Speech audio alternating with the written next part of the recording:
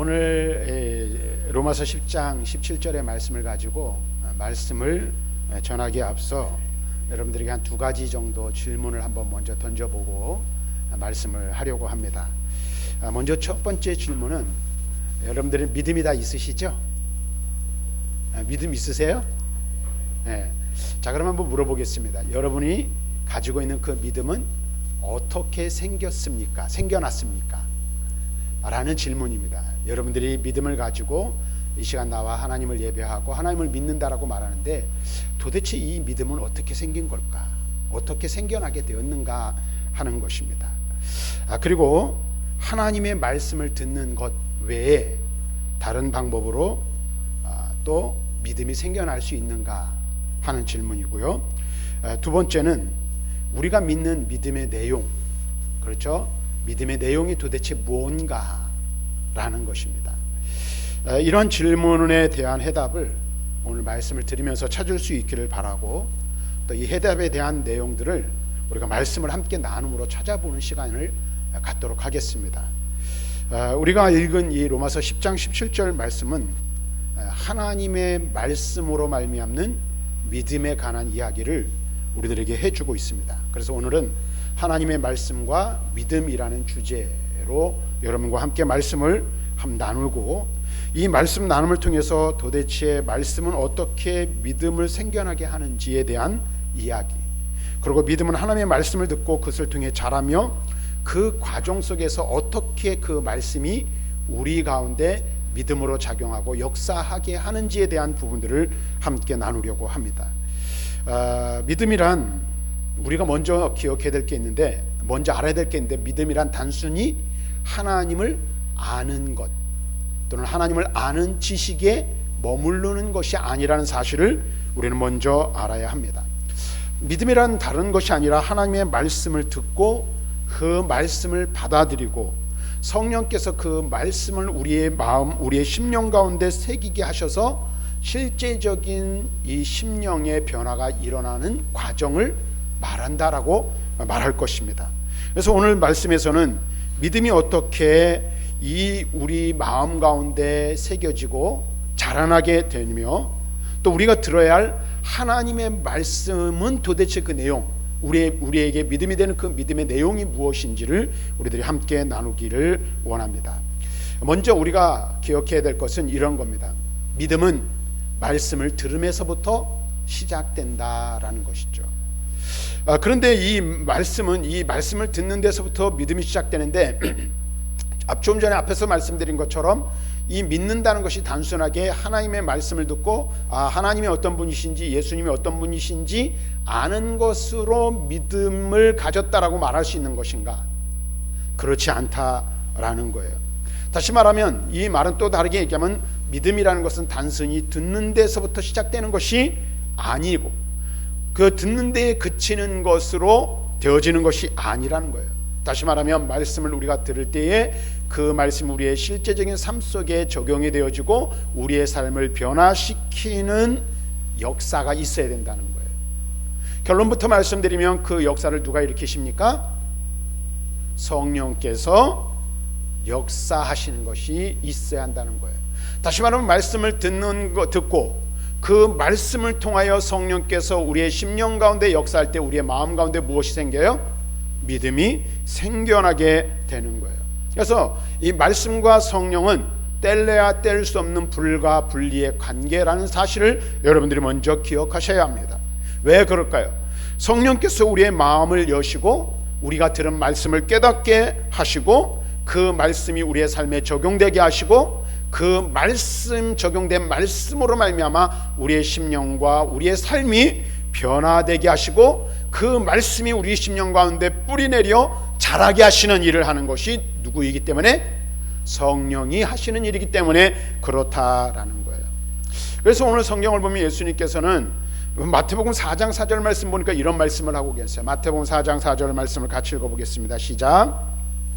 사람이 떡으로만 살 것이 아니요 하나님의 입으로부터 나오는 모든 말씀으로 살 것이라, 이렇게 말씀하고 계시는 것을 보게 돼요. 다시 말하면 이 말은 뭐예요? 우리의 심령이 살아나는 것은 육신의 음식을 먹는 것으로 우리의 심령, 우리의 영혼이 살아나는 것이 아니라 진정한 삶을 사는 것이 아니라 하나님의 말씀으로 말미암아 사는 존재가 바로 우리들이라는 사실을 말씀해 주고 있어요.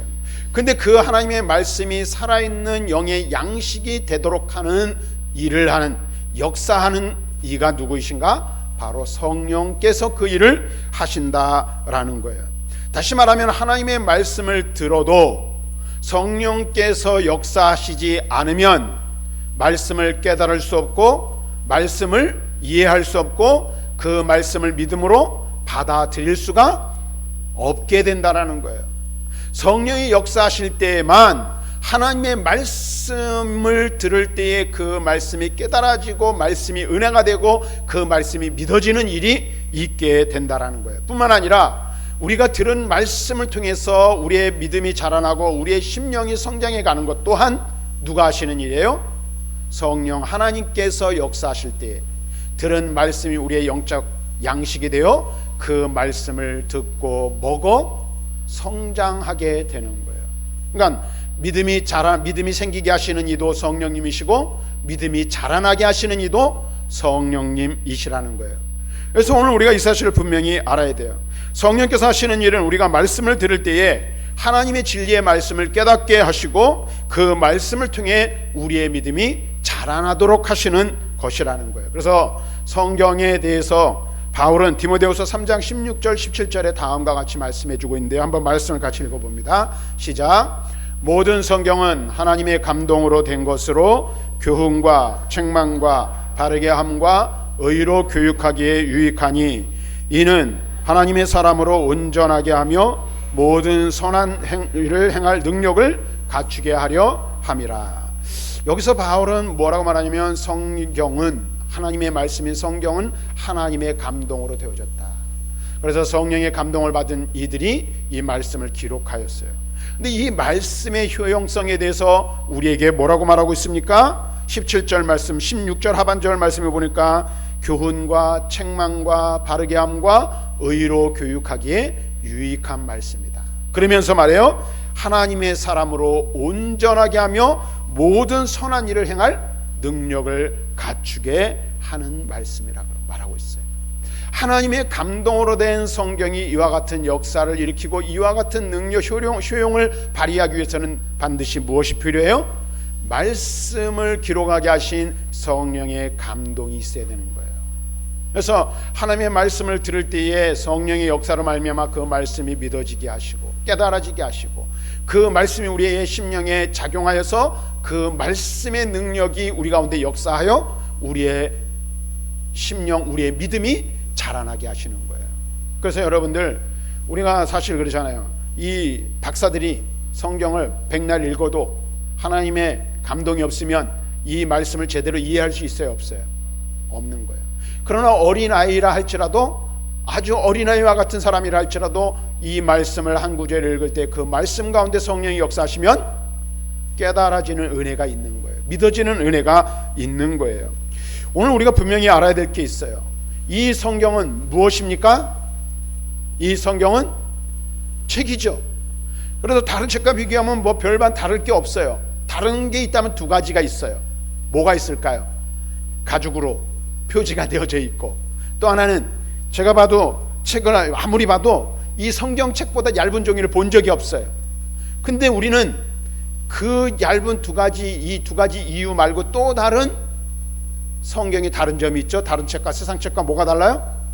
이 책은 하나님의 말씀이에요. 하나님의 말씀, 살아있는 하나님의 말씀이에요. 성령의 감동으로 기록되었기에 우리는 이것을 그냥 책으로 받아들이는 것이 아니라 하나님의 기록된 말씀으로 받아들이는 거예요. 다시 말하면 성경은 하나님께서 우리에게 주신 하나님의 말씀임을 우리는 믿습니다. 그래서 우리가 이 말씀을 들을 때에, 이 말씀을 읽을 때에 성령께서 그 말씀이 우리의 심령 가운데 새겨지게 하시고 우리가 그 말씀을 실제적인 삶으로 적용하여 말씀대로 살아가는 능력이 있게 하는 거예요. 그래서 여러분들, 하나님의 말씀을 통한 성령의 감동이 있으면 어떻게 해요? 말씀대로 살려고 우리가 애쓰잖아요. 몸부림치잖아요. 근데 성경 지식을 아무리 많이 가지고 있다 할지라도 그 성경 지식과 더불어 하나님의 성령의 감동이나 역사가 없으면 어떻게 해요? 그냥 지식에 머물러 버리고 마는 거예요. 성경에 대한 지식과 이 성경에 대한 이야기들은 많이 알 수 있을지 모르지만 그것이 실제적인 삶 가운데 우리에게 능력이 되고 힘이 되고 우리의 삶을 변화시키는 역사가 있게 하기 위해서는 무엇이 필요해요? 이 말씀을 기록하게 하신 원저자인 성령의 깨닫게 하신 은혜와 감동이 있어야 된다는 거예요. 오늘 우리가 사실 분명히 알아야 돼요. 그래서 여러분 한번 생각을 해보세요. 여러분들이 처음 예수를 믿고 교회 나오기로 작정했을 때를 한번 생각해 보세요. 내가 이제 한번 마음에 결심하고 결단하고 나와야 되겠다라고 생각한 것 같지만 그 마음을 누가 주셨을까요? 하나님이 주시는 거예요. 성령께서 우리 마음 가운데 감동을 주시기 때문에 그 감동에 의해서 내가 내 걸음을 옮겨 나올 수 있게 되었다라는 거예요. 오늘 우리 이 사실을 분명히 알아야 돼요. 성령께서는 우리가 말씀을 단순히 아는 것이 아니라 그 말씀을 믿음으로 받아들이게 하시며 그 믿음을 우리의 삶의 구체적인 행동으로 나타나게 하시는 일을 하는 거예요. 그래서 말씀을 깨닫게 하시고 말씀대로 살도록 구체적인 변화의 역사를 일으키시는 이가 누구예요? 성령님이시라는 사실이에요. 그래서 여러분들 말씀을 읽는 것, 많이 읽는 것도 중요해요. 많이 듣는 것도 중요해요. 근데 그 말씀을 많이 읽고 듣는 것과 더불어 성령께서 함께 역사하시는 은혜가 있어야 되는 거예요. 그 은혜가 있어야 말씀이 깨달아지고 말씀이 믿어지고 말씀의 능력이 나의 능력이 되고 나의 힘이 되는 것을 우리는 알아야 돼요. 그래서 여러분들이 성경을 읽을 때마다 먼저 해야 될 게 있어요. 뭘 해야죠? 말씀을 들을 때마다 먼저 해야 될 게 있어요. 그게 뭘까요? 하나님의 성령께서 내 영의 눈을 밝혀주셔서 말씀을 읽을 때에 깨닫는 은혜를 주시기를 구해야 되는 거예요. 하나님의 말씀을 들을 때 성령께서 내 영의 길을 열어주셔서 말씀을 들을 때 그 말씀이 깨달아지고 믿어지는 역사가 있게 하시는 은혜를 구해야 하는 줄로 믿습니다. 오늘 우리가 이 사실을 분명히 알아야 돼요. 그래서 예수님께서는 우리가 그의 말씀을 듣고 그것이 우리 마음과 삶 가운데 거할 때에 성령께서 우리의 삶을 인도하시고 그 믿음을 통해 하나님의 뜻을 이루는 능력을 부어주신다라고 말씀하고 있는 거예요. 성경을 한번 보겠습니다. 요한복음 15장 7절 말씀에 보니까 이렇게 말하고 있어요. 같이 읽습니다. 시작. 너희가 내 안에 거하고 내 말이 너희 안에 거하면 무엇이든지 원하는 대로 구하라. 원하는 대로 구하라 라고 말씀하고 있어요. 근데 그 앞에 뭐라고 말하고 있어요? 내 말이 너희 안에 거하고, 내 말이 너희 안에 거하면, 너희가 내 안에 거하고 내 말이 너희 안에 거하면 무엇이든지 원하는 대로 구하라고 말하고 있어요. 이 말은 무슨 말이에요? 하나님의 말씀이 믿어지는 자만이, 하나님의 능력을 믿는 자만이 뭐 할 수 있는 거예요? 기도할 수 있는 거예요. 여러분 한번 가만히 생각해 보세요. 기도 생활이 잘 안 돼요. 또 기도해도 하나님이 들어주실 것 같지 않아요. 그래서 뭐 하지 않습니까? 기도하지 않는 거예요. 다시 말하면 기도하는 사람은 어떤 사람일까요? 믿음의 사람인 거예요. 믿음의 사람. 하나님이 분명히 말씀에 약속하셨잖아요. 무엇이든지 원하는 대로 구하라. 또 구하고 찾으라, 두드리라고 말씀하셨잖아요. 근데 그 말씀이 믿어지는 자가 뭐 하는 거예요? 기도하는 거잖아요. 우리가 기도하지 않는다는 것에 또 다른 면에는 뭐가 있느냐면 하나님의 능력이 믿어지지 않는 거예요. 그러니까 하나님이 내 기도 과연 들어주실까? 하나님이 이 기도를 내가 이렇게 기도한다고, 내가 이렇게 부르짖는다고 과연 이게 이루어질까? 마음에 의심이 들어요. 그러면 뭐 하지 않아요? 구할 이유가 없는 거죠. 구할 필요가 없는 거예요. 근데 여러분 한번 가만 생각해 보세요. 우리가 왜 기도합니까? 하나님의 말씀이 약속하셨잖아요. 말씀을 통해서 구해라, 찾으라, 두드리라. 그럼 구하는 이가 얻을 것이고 찾는 이가 찾을 것이고 두드리는 이에게 열릴 것이라고 말씀하셨어요. 오늘 15장 7절 말씀에서도 너희가 내 안에 거하고 내 말이 너희 안에 거하면 무엇이든지 원하는 대로 구하라. 그러면 이루어주겠다고 말씀하셨잖아요. 이 말씀이 믿어지는 자가 구하는 거예요. 근데 이 믿음이 어디서 생겨납니까? 이 믿음이 무엇으로 말미암는 것입니까?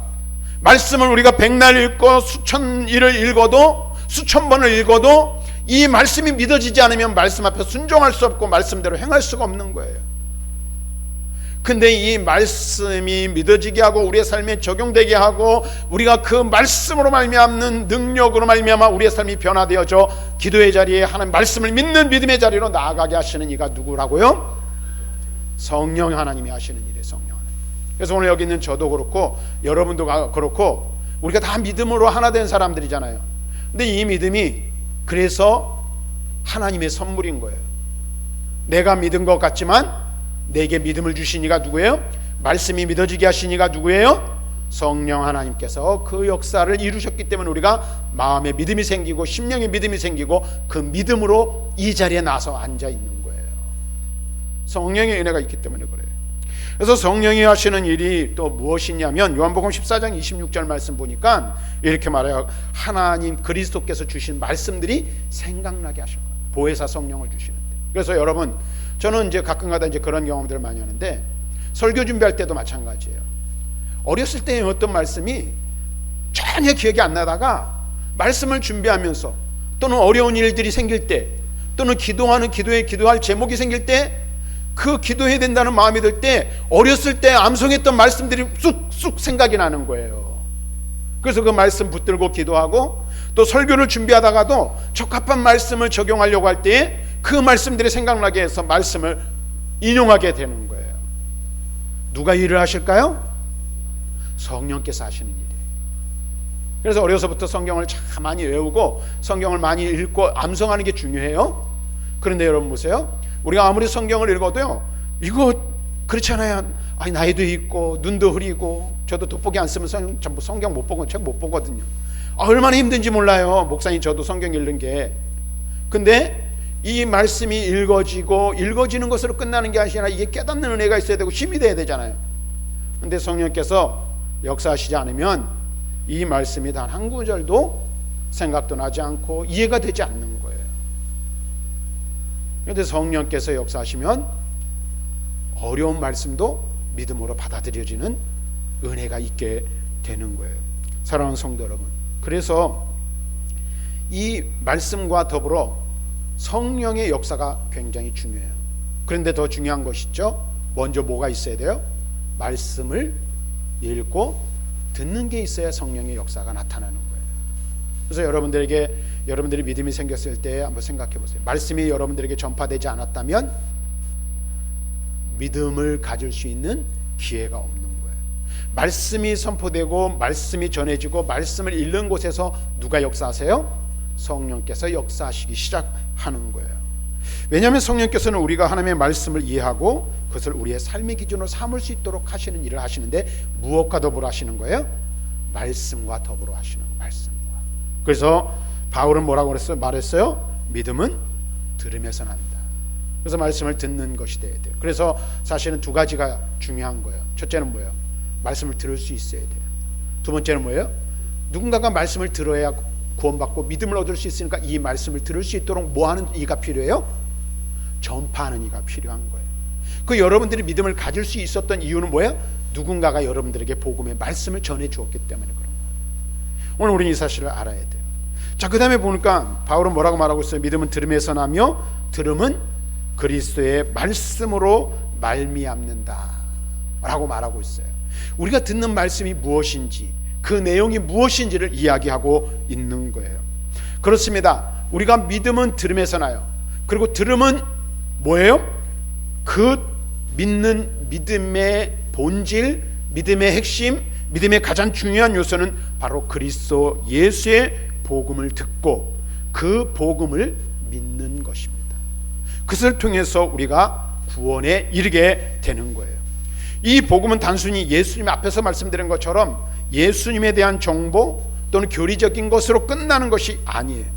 이 복음이라는 것이 무엇인지 우리는 알아야 되는데 이 복음에는 하나님의 능력이 담겨 있으며 이 복음의 능력이 우리의 실제적인 삶을 변화시키고 우리를 구원하며 하나님과의 관계를 회복시키는 능력이 된다라는 사실이에요. 그렇다면 도대체 여러분 한번 물어볼게요. 복음이 뭐예요? 복음, 기쁜 소식, 가스펠, 기쁜 소식이죠. 기쁜 소식인데 그 기쁜 소식의 내용이 도대체 뭐냐는 거죠. 우리가 복음 하는데 복음이 뭔지를 알아야 될 거 아니에요. 그리스도 복음의 메시지는 단순하게 말하면, 간단하게 말하면 이런 거예요. 예수 그리스도의 성육신, 다시 말하면 하나님 되신 그분이 사람으로 오시고 우리를 위하여 죽으시고 죽음의 권세를 이기시고 그 다음에 다시 오실 것이란 사실, 승천하신 그분께서. 오늘 우리가 이 사실을 알아야 돼요. 이 복음은 단순한 그런데 지식이 아니라 하나님의 능력을 나타내는 메시지라는 사실입니다.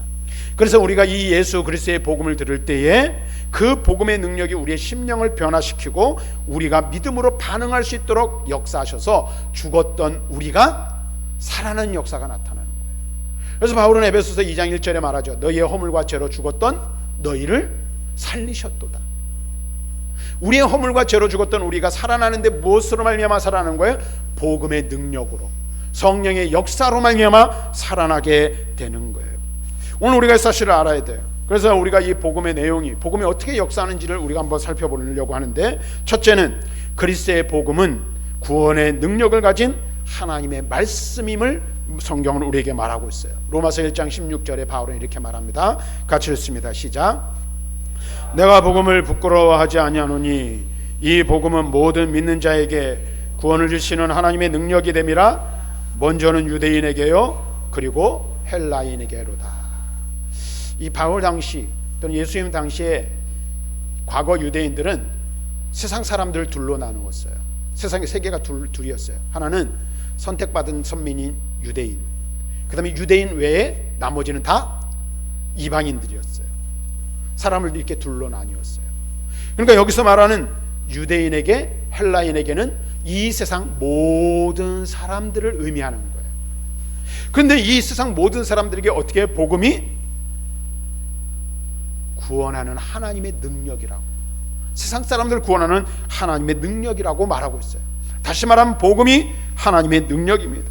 이 복음은 우리가 하나님에 의한 구원을 경험하게 하고 우리를 죄의 속박과 우리 자신의 무능력함에서 구원하는 능력이 됨을 말씀해 주고 있어요. 그래서 여러분, 예수 그리스도의 십자가의 죽으심과 다시 살아나심은 바로 그것을 통하여 우리의 구원의 문을 열고 우리로 하여금 믿음으로 그 길을 걸어가게 하는 능력이 된다는 거예요. 그래서 복음 안에는 우리를 구원하는 능력이 담겨져 있고 우리로 하여금 믿음의 길을 걸어가게 하는 능력이 담겨져 있다는 거예요. 그러면 우리가 예수 그리스도의 복음을 듣고 그 복음을 믿음으로 받아들일 때에 우리는 그 구원의 능력을 실제적으로 경험하게 되는 거예요. 근데 그 일을 누가 하신다고요? 성령께서 하시는 거예요. 예수 그리스도의 복음에는 능력이 있어요. 그 복음으로 말미암아 저와 여러분들이 구원함을 얻었어요. 그것을 우리의 실제적인 삶, 우리의 심령에 인치시고 적용하신 분이 누구시라고요? 성령님이시라는 거예요. 그 다음에 복음은 우리를 구원할 뿐만 아니라 우리의 삶을 변화시키는 능력이 되는 거예요. 바울은 고린도서 5장 17절에 이렇게 말합니다. 같이 읽습니다. 시작. 그런즉 누구든지 그리스도 안에 있으면 새로운 피조물이라. 이전 것은 지나갔으니 보라 새 것이 되었도다. 여기 보니까 복음에는 우리의 속사람을 변화시키는 능력이 있음을 말씀해 주고 있어요. 그래서 복음을 받아들이고 복음으로 말미암아 구원받은 이전의 나와 복음으로 말미암아 변화된 이후의 나는 완전히 다른 사람인 거예요. 어떻게 다른 사람일까요? 우리 장로님들, 복음을 받아들인 이전과 이후에 변화가 있습니까? 네. 여러분들은 복음을 받아들이고 복음으로 말미암아 구원받은 이전과 이후의 삶이 달라진 것을 느끼십니까? 네. 못 느껴도 변화가 있는 거예요. 정말로 구원받았다는 변화가 있는 거예요. 어떤 변화가 있을까요? 삶과 죽음의 변화가 있는 거예요. 먼저 무슨 말인지 이해가 되시죠? 복음을 알고 복음을 받아들이고 복음을 영접하기 전에, 복음으로 구원받기 전에 나는 어떤 사람이었어요? 죽은 사람이었잖아요. 영적으로 죽은 존재였어요. 영원히 죽은 자였어요. 그런데 예수 그리스도의 복음으로 말미암아 변화되고 그 복음이 내 삶에 들어와 내 삶에 개입하고 내 심령 가운데 변화를 일으키고 역사를 일으킬 때 어떤 역사가 일어나요? 죄와 허물로 죽었던 내가 복음으로 말미암아 살아나는 역사가 있는 거예요. 아멘. 그러니까 이전에 예수를 알고 예수를 믿기 전에 나는 어떤 사람이에요? 죽은 자예요. 죽은 자. 그런데 예수 그리스도의 복음으로 말미암아 구원받은 나는 어떤 사람? 살아있는 사람이 된 거예요. 새로운 피조물이 된 거예요. 그래서 요한복음 3장에서 예수님께서는 물과 성령으로 거듭난 존재라고 우리에게 말씀해 주고 있는 거예요. 하나님의 말씀, 예수 그리스도의 십자가의 복음이 우리의 죽었던 심령을 살아나게 합니다. 그 복음이 우리의 삶을 완전히 변화시켜 새 사람 되게 하는 거예요. 그래서 바울은 뭐라고 말하고 있어요? 그리스도 안에 있으면 새로운 피조물이라. 이전 것은 지나갔으니 보라 새 것이 되었도다 라고 말씀하고 있는 거예요. 그리스도의 복음이 우리의 삶에, 우리의 마음속에 뿌리 내릴 때 우리는 우리의 과거의 죄와 죽음에서부터 변화되어 새 사람이 되는 것입니다. 성령께서 그 복음을 통하여 우리에게 새로운 마음, 새로운 삶의 방향을 주시는 거예요. 새로운 삶의 길을 열어주시는 거예요. 이전에는 반응할 수 없었어요. 하나님에 대하여. 이전에는 믿음이 무엇인지 몰랐어요. 그런데 예수 그리스도의 복음으로 말미암아 성령의 역사하시고 인치시는 은혜로 말미암아 믿음에 대해 반응하게 되고 하나님을 알아가게 되고 내 삶이 점점 새롭게 변화되어지는 것입니다. 우리를 변화시키는 것은 무엇으로만 가능할까요? 오직 복음만이 우리의 삶을 변화시키게 하는 역사와 능력이 있는 거예요. 다음 그림을 한번 보여줘 보세요. 이 사람이 누군지 혹시 아세요, 여러분? 성 어거스틴이라는 사람입니다. 354년부터 430년까지 살았는데요. 이 사람은 우리 교회 사회 속에서 굉장히 중요한 사람 중에 한 사람입니다. 근데 여러분 보세요. 이 성 어거스틴이 처음부터 거룩한 사람, 성 어거스틴이었는가? 그렇지 않다는 거예요. 그의 초기 생애는 방탕과 죄악으로 가득 차 있었어요. 그래서 젊은 시절 방탕한 삶을 살았고 여러 가지 많은, 이 시간 다 설명할 수 없는 많은 잘못된 길을 걸어갔고 잘못된 삶을 살았어요. 뿐만 아니라 이 사람은 하나님의 존재를 믿고 있었지만 그리스도교의 진리를 따르지 않았고 자아 중심적인 삶을 살았던 사람입니다. 그래서 그는 지식과 쾌락을 추구하며 살았고 여러 번 하나님을 찾으려고 했지만 실패하였다라고 고백하고 있습니다. 그런데 어거스틴이 변화된 계기가 있어요. 그가 31세에 겪은 회심의 경험이 있는데 그 당시에 이 어거스틴은 자신의 삶의 방향에 대해 깊은 회의와 고통을 느끼고 있었다고 합니다. 그러니까 지금까지 자기가 살아왔는데 방탕하고 이 죄악된 삶을 살았는데 거기에 대한 회의가 있었던 거예요. 그리고 그 가운데서 벗어나고자 굉장히 많이 노력하였지만 여전히 자신의 이 욕망과 자아의 싸움에서 이길 수 없었다고 말합니다. 근데 그러던 어느 날 어거스틴은 정원을 거닐다가 하나님의 말씀이 새겨진 성경 구절을 발견하게 되었어요. 그 말씀이 뭐냐면 로마서 13장 13절과 14절 말씀이라고 합니다. 그 말씀에는 이렇게 기록하고 있어요. 낮에와 같이 단정히 행하고 방탕하거나 술 취하지 말며 음란하거나 호색하지 말며 다투거나 시기하지 말고 오직 주 예수 그리스도로 옷 입고 정욕을 위하여 육신의 일을 도모하지 말라. 어거스틴이 이 말씀을 읽고 마음속 깊은 곳에서부터 회개의 역사가 일어나기 시작했어요. 그리고 자신의 삶을 바꾸기로 결단했다고 합니다. 그는 그 순간 하나님께 그의 삶을 맡기기로 결단하였고 믿음으로 그것을 받아들였어요. 어거스틴은 그 당시 이렇게 기도했다고 합니다. 주님, 나를 변화시켜 주시옵소서. 내가 아직 준비되진 않았지만 주님께 나아가겠습니다 라고 고백했다고 해요.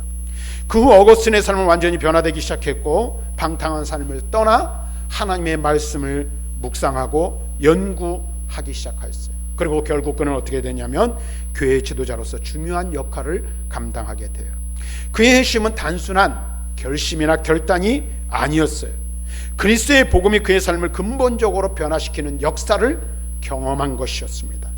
그는 그래서 결국 나중에 교회의 중요한 신학자가 되었고 오늘날까지 성 어거스틴의 고백록, 참회록이라고도 하죠. 참회록은 많은 사람에게 영적인 깊은 영향력을 행사하고 있습니다. 사랑하는 성도 여러분, 방탕하고 살던 31세의 청년이 말씀을 한 구절 그냥 단순하게 읽게 되었다고 변화의 역사가 일어났을까요? 성령이 함께 말씀과 함께 역사하였기에 가능한 일이었다라는 사실을 우리는 알아야 돼요. 성 어거스틴의 핵심은 하나님의 말씀이 우리의 마음을 여는 능력, 그리스도의 복음이 우리의 삶을 근본적으로 변화시키는 능력이 있음을 우리들에게 증명해 주고 있는 것입니다.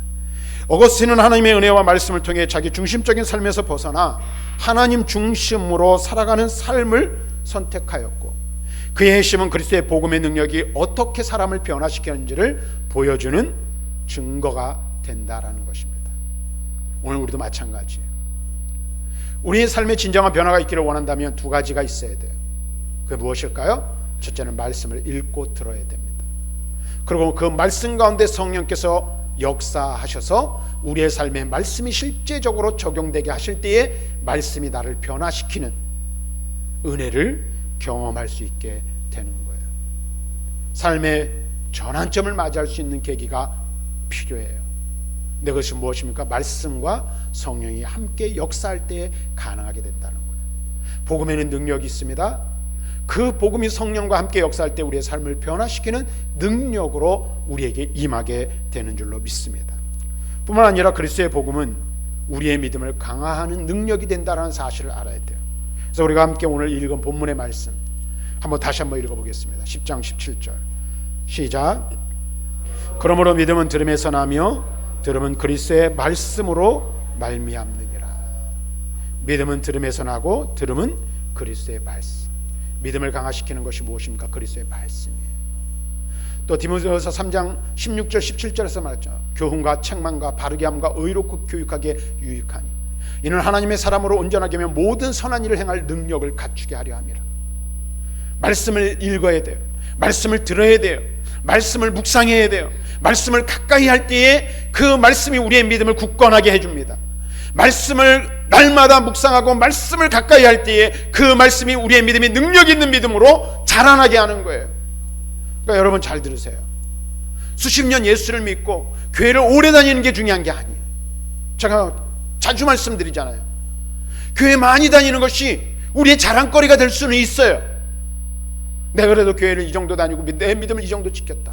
근데 더 중요한 것이 있어요. 놓치지 말아야 될 게 있어요. 그것이 무엇입니까? 내 믿음이 하나님 앞에서 자라나는 믿음이냐, 내 믿음이 하나님 앞에서 살아있는 믿음이냐가 중요한 거예요. 교회를 오래 다니는 것보다 더 중요한 것이 무엇이라고요? 내 믿음이 자라나고 있는지, 내 믿음이 살아 역사하는 믿음인지를 점검해 보아야 되는 거예요. 교회를 수십 년 수백 년 다녀도 내 믿음이 살아있는 믿음이 되지 못하고 죽은 믿음이라면, 내 믿음이 날마다 성장하지 않는다면 교회 오래 다니는 게 무슨 자랑거리고 무슨 소용이 있겠냐는 것이죠. 그래서 오늘날 많은 사람들을 보게 되다 보면 많은 성도들 중에 무기력하고 무능력한 교인들이 너무나 많아요. 오늘날 그 이유가 어디 있다고 여러분 생각하세요? 믿음을 가졌으나 믿음의 능력을 수행하지 못하고 행사하는 삶을 살지 못하기 때문에 그래요. 근데 우리의 믿음의 능력이 어디서 나옵니까? 믿음의 능력이 어디서 나와요? 여태껏 얘기했는데 말씀과 성령의 역사로 말미암는 거잖아요. 그러니까 여러분 보세요. 하나님의 말씀을 가지고 삶을 살아내지 못하면, 하나님의 말씀을 붙드는 삶의 모습이 없으면 우리에게 능력이 없는 것은 당연한 거예요. 하나님 살아계시다고 분명히 말씀하시잖아요. 믿잖아요. 아멘? 믿잖아요. 근데 그 말씀의 능력이 내 능력이 되고 내 삶 속에서 실질적으로 역사하는 믿음으로 나타나기를 우리는 바라는 마음이 있어요. 그런데 사람이 밥을 먹어야 힘을 내죠. 그렇죠? 밥을 먹어야 힘을 내고 몸에 영양분이 공급돼야 이게 힘이 나오잖아요. 그런데 영적인 양식인 말씀의 밥을 먹지 않는데 힘이 날까요? 힘이 날 수가 없죠. 힘 나면 이상한 거예요. 그거는 뭔가 문제가 분명히 있어요. 그래서 여러분 보세요. 우리의 믿음을 강화시키고 우리의 믿음을 성장하도록 만드는 것은 또한 하나님의 말씀이 하는 일이에요. 그래서 말씀 생활이 그리스도인에게서는요 굉장히 중요한 거예요. 왜? 이 말씀 때문에 구원받았어요. 복음 때문에. 그리고 이 말씀이 우리의 심령과 삶을 변화시켜요. 그리고 이 말씀의 능력이 우리로 하여금 우리의 믿음이 자라나고 성장하도록 하는 거예요. 사랑하는 성도 여러분, 그러므로 복음의 능력은 단순히 우리가 지식으로만 알고 있는 것이 아니라 우리의 실제적인 삶 속에 역사하는 능력이 되는 줄로 믿습니다. 하나님의 능력임을 믿으시기를 바랍니다. 예수 그리스도의 복음을 듣고 믿을 때 그 복음의 능력이 우리 안에서 믿음을 이루고, 그 믿음은 우리가 하나님과의 관계를 더 깊이 경험할 수 있도록 하며 말씀 안에서 능력을 경험하며 살아가도록 하는 원동력이 되는 것입니다. 그리고 이 복음의 능력으로 말미암아 변화된 우리가 가진 이 믿음을 무엇이 자라나게 합니까? 말씀을 듣고 그 말씀을 믿고 그 말씀을 우리의 삶에 적용할 때에 우리의 믿음이 자라나게 되는 것입니다. 이 복음은 단지 우리가 알고 있는 성경 지식만이 아니라 하나님의 능력이 담겨있는 살아있는 하나님의 말씀임을 깨달아야 합니다. 그 복음의 능력은 우리를 구원하며 우리의 삶을 변화시키고 믿음을 더욱더 강하게 만드는 일을 합니다. 성령께서는 그 복음의 능력을 우리의 마음에 새기고 그 믿음이 우리의 삶 속에 실제적으로 역사하고 증거되어 줄 수 있도록 하는 일을 하십니다. 우리가 그 복음을 믿고 살아갈 때 하나님께서 주시는 구원의 능력, 삶의 변화의 능력을 경험할 수 있도록 역사하는 이가 누구시라고요? 성령님이십니다. 이 복음이 우리의 믿음을 더욱 강하게 하고 우리의 삶을 새롭게 변화시키기 위해서 우리가 꼭 붙들어야 될 것 두 가지가 있음을 다시 한번 기억하시길 바랍니다. 첫째는 뭐예요? 하나님의 말씀. 또 두 번째는 말씀과 함께 역사하는 성령의 은혜가 있어야 되는 거예요. 그래서 저와 여러분들이 매일 말씀을 읽고 묵상하십시오. 아멘을 안 하시네요. 하루에 한 장이라도, 정 안 되면 눈이 어둡고 정말로 읽기가 힘들어, 그러면 하루에 한 절이라도 말씀을 좀 읽으십시오. 네. 그리고 이 말씀을 읽기 전에 어떤 마음을 가지고 읽어야 돼요? 성령께서 내 눈을 여시고 내 귀를 열어주셔서 말씀이 깨달아지고 말씀의 진리를 발견할 수 있도록 해달라고 기도하는 마음으로 말씀을 읽어서 이 말씀이 내 심령 가운데 역사하는 하나님의 능력이 되는 그 은혜를 날마다 누리고 경험하며 살아가는 우리 모든 성도들이 되시기를 주님의 이름으로 간절히 축원합니다.